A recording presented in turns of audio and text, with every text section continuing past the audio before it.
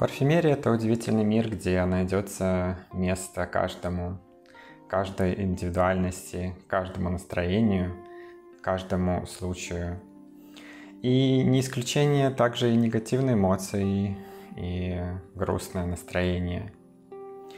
И сегодня я бы хотел окунуться именно в грустную часть нашей жизни и в грустные, наверное, ароматы, по крайней мере для меня. Если вам интересна эта тема, то оставайтесь на канале Мой флакон. Меня зовут Сергей.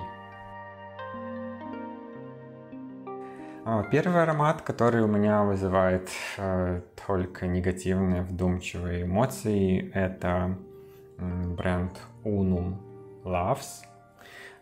Парфюмер это Филиппо Сарчинелли, наверное, потому что ходят слухи, что помогает ему еще Паоло Торренци с ароматами. Во всяком случае заявлен Филиппо Сарчинелли. Итальянский бренд, и непосредственно про этот аромат ходит легенда, или что это такая, либо это история про этот аромат, что этот аромат наносят на одежды Папы Римского. Соответственно, это максимально строгий церковный костельный аромат. Это аромат ладана. В общем-то, это одна нота, которую здесь легко очень считываешь. И это грустная нота. Она очень минорная, она очень тяжелая, она очень тягучая. Она тебя в такое настроение вгоняет, очень собранная. Наносить такой аромат можно, когда хочется побыть одному, погрустить, походить по улице в задумчивом состоянии, может быть, послушать какую-то грустную музыку.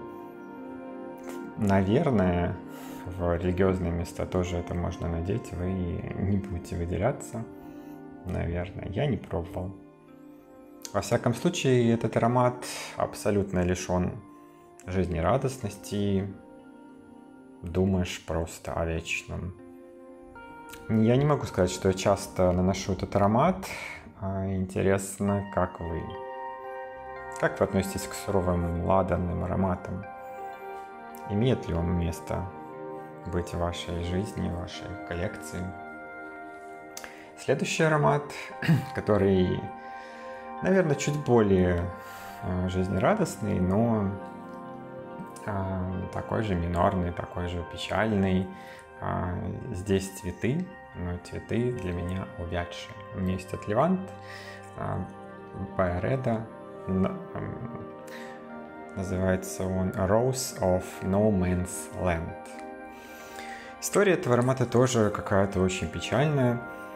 No Man's Land – это такая земля, которая не принадлежит никому.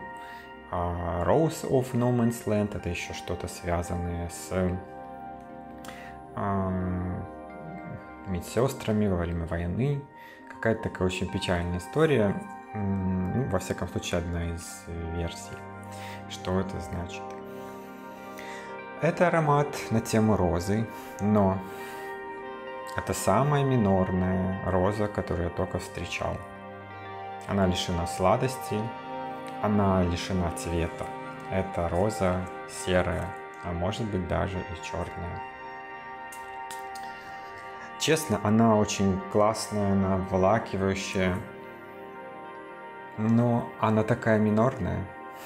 Она так заставляет тебя задуматься о чем-то, опять же погрузиться в себя.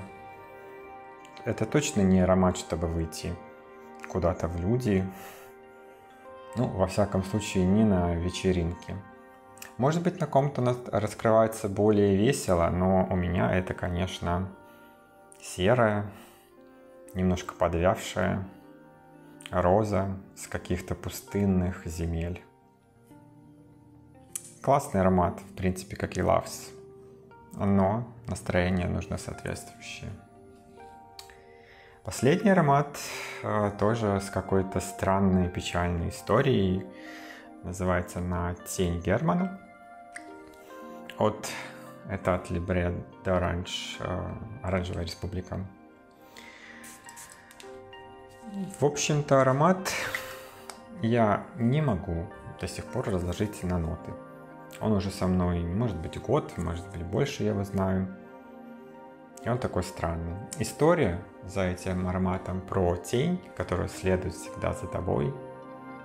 В описании к нему там про рассуждение, про сущность твоей жизни, про жизнь, про смерть.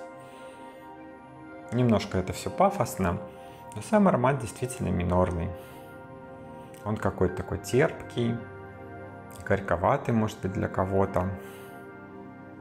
Тоже тебя погружает в настроение печали, тоски, либо будет соответствовать твоему настроению, когда тебе нужно побыть в таком настроении. Обожаю также. Как вы видите, у меня есть и печальные ноты в моей коллекции, как и в жизни бывают печальные ноты. Интересно, есть ли у вас такие ароматы на случай печали, тоски, грусти? Помогает ли вам что-то с этим справиться? Как бы ни были печальные эти ароматы, они дополняют твою жизнь. Они дают тебе немножко сил. Что у вас такое? Расскажите, будет мне очень интересно. Спасибо. Лайк, подписка, если вам понравилось. Хорошего дня.